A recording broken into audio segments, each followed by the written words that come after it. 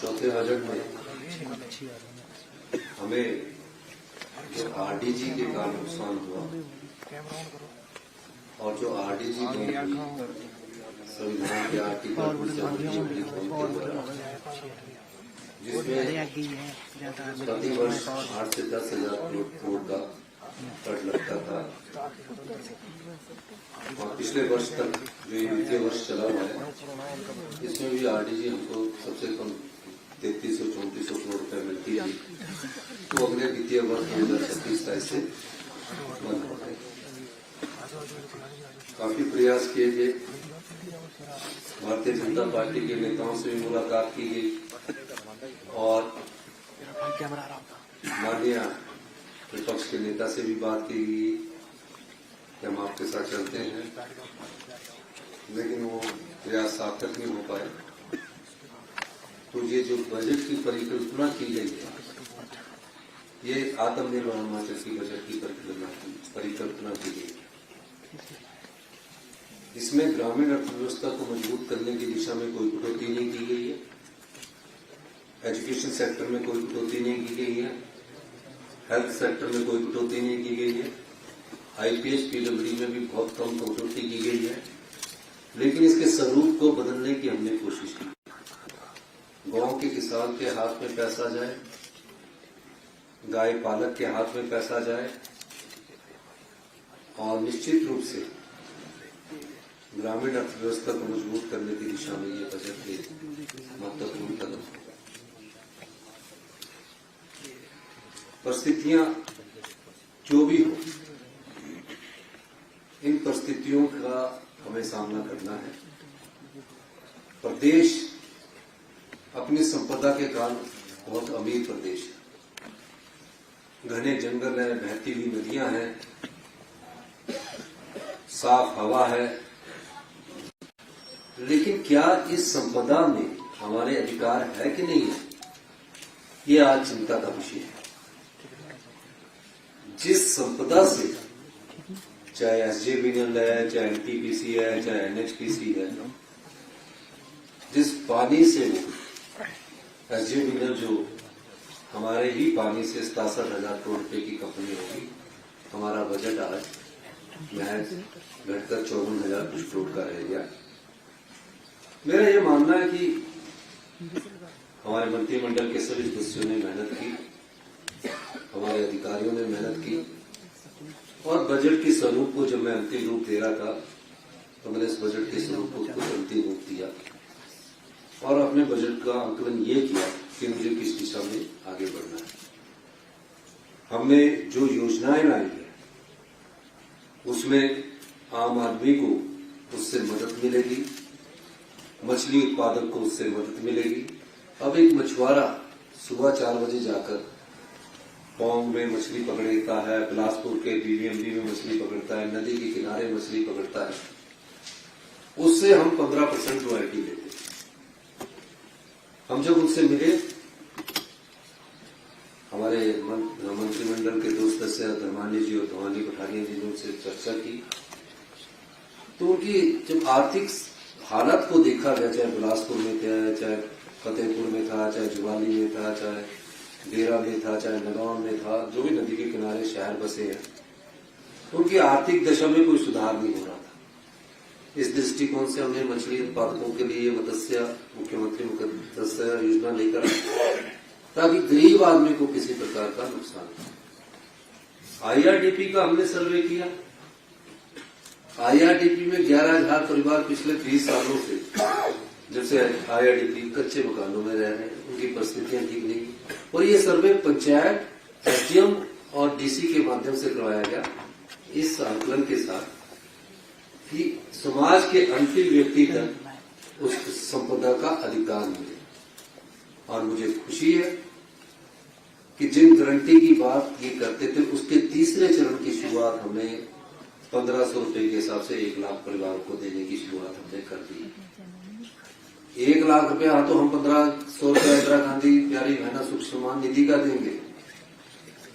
उसके अलावा 300 unit free बिजली अभी 1 लाख अति निर्धन परिवारों को देने की शुरुआत की। ये उनका अधिकार है और उस उस अधिकार के तहत हमने इनको ये दिया है। पीने के पानी का फ्री पानी देंगे और जो हिमाचल प्रदेश समृद्ध हिमाचल प्रदेश तक बनेगा, जो 27,000 घर है जो कच्चे मकानों में रहते हैं उनको कम से कम चरणबद्ध तरीके से उन्हें हम पक्का मकान अलॉट करवाएं। ये अपना परिवार सुखी परिवार योजना के तहत उनको दिया जा रहा है। इसके अलावा जो दिव्यांग है उसको भी हमने बढ़ाया, 1700 से बढ़ाकर हमने 3,000 रुपये किया है। हेल्थ में हम बहुत बड़ा परिवर्तन करने जा रहे हैं, शिक्षा में बहुत बड़ा परिवर्तन करने जा रहे हैं। ये सब योजनाएं जो है वो यहाँ की समस्याओं को समझने के बाद लाई गई है और सामंजस्य बनाने की कोशिश की गई है। मैं एक बात कहना चाहता हूं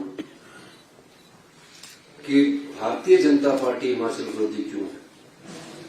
आपदा में वो जनता के साथ नहीं खड़े होते, आरडीजी होने में वो जनता के साथ नहीं खड़े होते, वो तो अपराधी की भूमिका की तरह काम करते हैं। अभी भी बजट हम पेश कर रहे थे, उन्हें सिर्फ अपना लग रहा था, हमें पूरे हिमाचल प्रदेश की 75 लाख जनता का लग रहा था। कभी किसी ने कल्पना इसको की है? कभी किसी ने, आप लोगों में से भी किसी ने कभी कोई मांग नहीं की थी कि जो हम पानी पीते हैं उसमें क्लोरीन और ब्लीचिंग पाउडर की स्मेल आती है। मेरी माननीय अग्निहोत्री जी से चर्चा हुई, इस वर्ष पहली बार हिमाचल की जनता के लिए ओजोनेशंस के द्वारा, आरओ के द्वारा 3 चरणों में वर्ल्ड क्लास क्वालिटी का पानी उपलब्ध करवाने के लिए की शुरुआत हम शिमला म्युनिसिपल कॉर्पोरेशन से करने जा रहे हैं। क्या होता है इस पानी से? कुछ न कुछ, जब शरीर की शारीरिक क्षमता कमजोर होती है तो कोई ना कोई बीमारी आपको घेर लेती है, आपको पता भी नहीं लगता, पता उसका अंतिम स्टेज में लगता है। हमने उस दिशा में अपनी सोच को बढ़ाया और जब हमने उसको महसूस किया, उस महसूस करने को ही व्यवस्था परिवर्तन कहते हैं। जहां जनता की समस्याओं को महसूस करके योजनाएं लाई जाए उसको व्यवस्था परिवर्तन कहते हैं। हेल्थ सेक्टर में क्या है? हेल्थ सेक्टर में हम कितने सालों से आईजीएमसी जा रहे हैं और टाटा जाते हैं। ऐसा क्यों होता है कि हम आईजीएमसी से अपने आप को रेफर कर देते हैं? और ऐसा क्यों है कि इतने सालों से पुरानी इतनी मशीनें पड़ी है? 19 साल पुरानी एमआरआई पड़ी है, आपके अल्ट्रासाउंड खराब है, आपका जो छोटा बेबी है वो केएनएच में पैदा होता है, उसकी आगे की देखभाल आईजीएमसी में होती है। क्यों नहीं सोचा गया इस दृष्टिकोण से? हमारी सरकार, हमारी मंत्रिमंडल के सदस्य ने सोचा।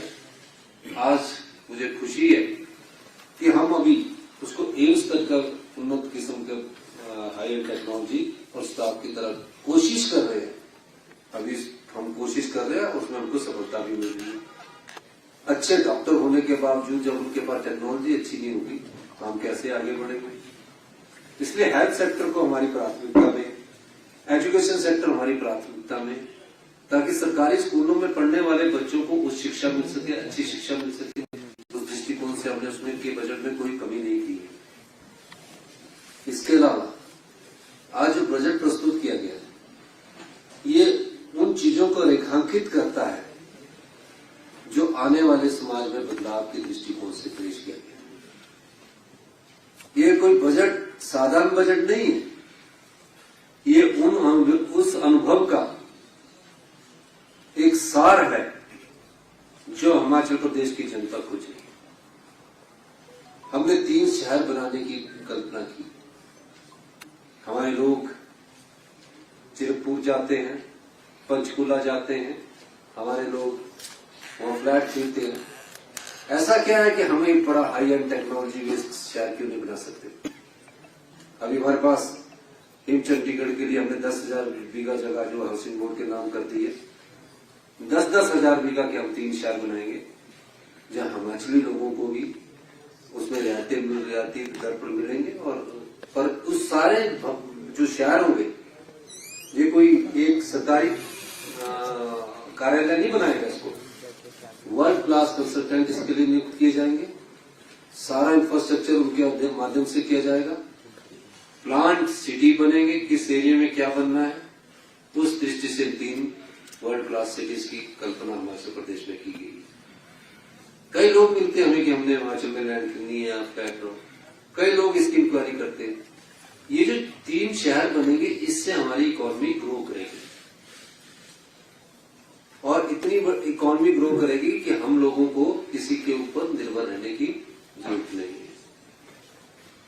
आज कुछ हमने फैसले किए हैं, इतिहास में हमने कुछ पहली बार ऐसा फैसला किया कि अधिकारियों के भी सैलरी पर कट लगा है। मैं धन्यवाद करूंगा सभी अधिकारियों का, सभी कर्मचारियों का, बेचारे जो इस गंभीर वित्तीय स्थिति में हमारे साथ खड़े हैं।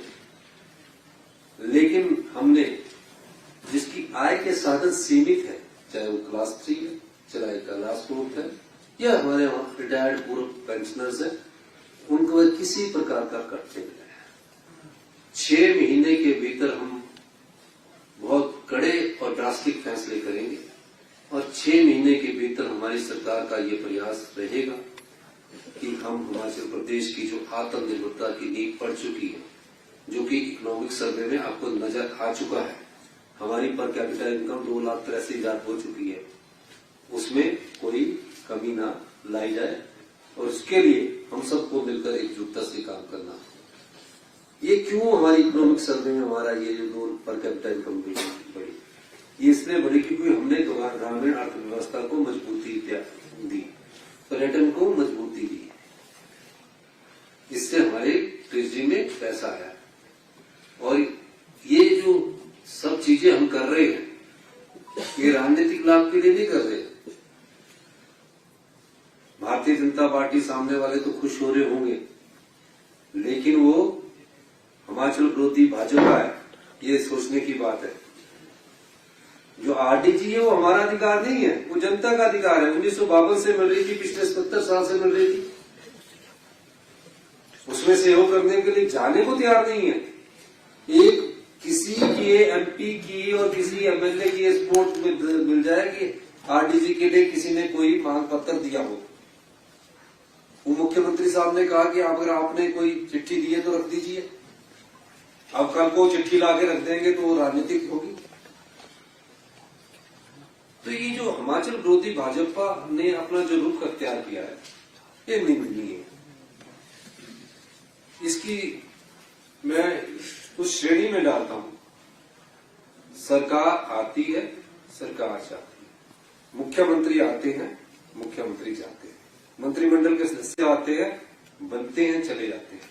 लेकिन जनता के अधिकारों की लड़ाई के समय जो भी लोकतंत्र में मुख्य विपक्षी पार्टी होती है, वो अगर अपने प्रदेश के हितों की लड़ाई नहीं लड़ेगी, ऐसी पार्टी हिमाचल विरोधी भाजपा बन चुकी है। ये हिमाचल विरोधी बन चुके हैं, ये डरते हैं। आप ही बताइए, इतने पत्रकार बंधु हैं, बात की किसने? इनका तो सिर्फ एक आरोप होता है, हिमाचल प्रदेश में कांग्रेस की सरकार का विरोध करना, सोशल मीडिया बालूगंज के द्वारा मुख्यमंत्री का विरोध करना, उस पर चर्चा करना, प्रदेश हित की बात नहीं करना। ये जो मैंने आज फैसला किया है, ये मैंने कोई राजनीतिक लाभ के लिए फैसला नहीं किया है कि मुझे इससे राजनीतिक लाभ होगा। ये फैसला प्रदेश हित में किया है, प्रदेश को आत्मनिर्भर बनाने के लिए किया है और मेरा दृढ़ निश्चय है और मैं कृत संकल्प हूं, हम 6 महीने में व्यवस्था परिवर्तन के द्वारा आत्मनिर्भर की जो राह पिछले 3 वर्षों से हमने पकड़ी है, उस दिशा में हम तेजी से आगे बढ़ेंगे और हम इस चुनौती का सामना युद्ध की तरह करेंगे और इस चुनौती को पार पाएंगे। यही मैं कहना चाहता हूं, क्योंकि बजट में आपने बहुत कुछ सुन लिया है, काफी देर से आप बैठे हैं, कोई आप सवाल करना चाहते तो आप पूछ सकते हो।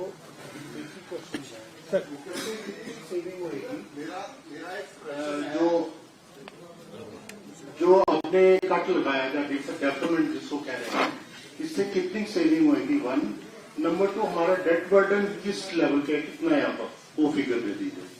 देखिए, एक मैं चीज बताना चाहता हूँ, जब ये कट लगाया और कितना सैलरी पेंशन में कट कराया, ये तो हमारे फाइनेंस डिपार्टमेंट करके बताएगा, इसका आंकड़ा मैं अभी बता नहीं सकता।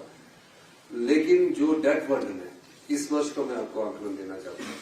इस बार हमको डेट मिलेगा 10,000 करोड़ रुपए। कितना मिलेगा? 10,000 करोड़ रुपए। और वापिस कितना करना है? 13,500 करोड़।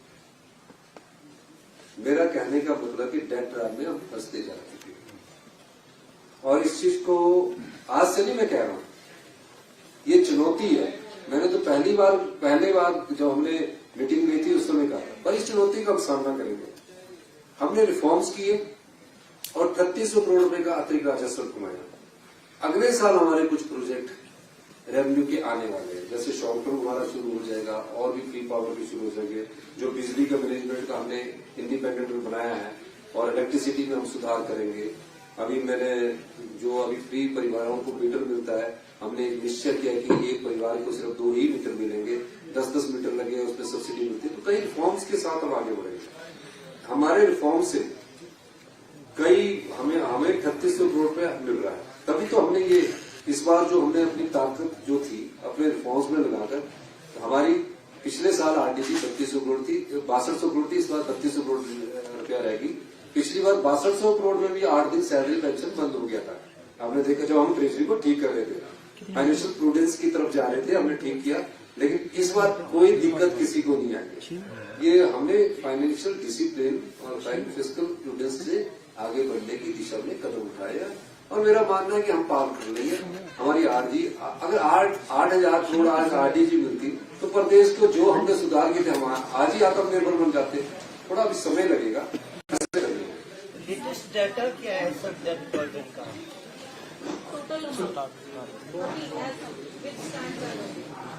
मेरे ख्याल 99,000 सर ये जो आपने 1 लाख के करीब है। सप्लीमेंट्री बजट में जो आपने 40,000 1 लाख के करीब है। जब सप्लीमेंट्री बजट में जो 40,000 का प्रावधान किया है और पिछला बजट आपका 58,000 करोड़ था, तो पिछले साल ये पैसा आएगा कहां से? रेवेन्यू रिसीट कितनी है पिछले साल? यार भैया ये इसी बजट का पार्ट होता है। रेवेन्यू रिसीट इस बजट में लगाई होगी। 40,000 बेस एंड मीज है, उसमें 27,000। ये मेरे बजट में घोषणा करती है बजट में देखिए। मुख्यमंत्री पहले तो बधाई को आपको संतुलित बजट देने की संतुलित इसलिए कि आपने समृद्धियों से दिया और गरीबों को दिया, लेकिन इसमें आपने सभी से आग्रह किया, उन्हें भी आग्रह किया जो आपकी स्थिति में नहीं आते थे। आपने गवर्नर के इंस्टीट्यूशन को छोड़ दिया और दूसरा जो गरीब लोग थे, जो पत्रकार लोग हैं, उनको आपने कुछ नहीं दिया। पत्रकार नहीं गरीब, अगर पत्रकार गरीब होंगे तो उनके लिए भी अगली बार कोई योजना जाएंगे। सर पर कैपिटा इनकम बढ़ी है, आपकी सर्वेक्षण ये कहता है, लेकिन बेरोजगारी दर में भी इजाफा हुआ है। इस बजट में बेरोजगारों के लिए, शिक्षित बेरोजगारों के लिए खास क्या है? बहुत पोस्टें हैं जो 4 दिन से मिल रही है, उसका काम कीजिए। थैंक यू सर कुछ ज्वेलरी सिर्फ पहनी नहीं जाती, वो आने वाली पीढ़ियों की पहचान होती है। लेगेसी का मतलब सिर्फ साल नहीं होते, वो रिश्ते होते हैं जो वक्त के साथ और गहरे होते जाते हैं। वर्मा ज्वेलर्स का नाम सिर्फ एक ब्रांड नहीं, एक परंपरा है।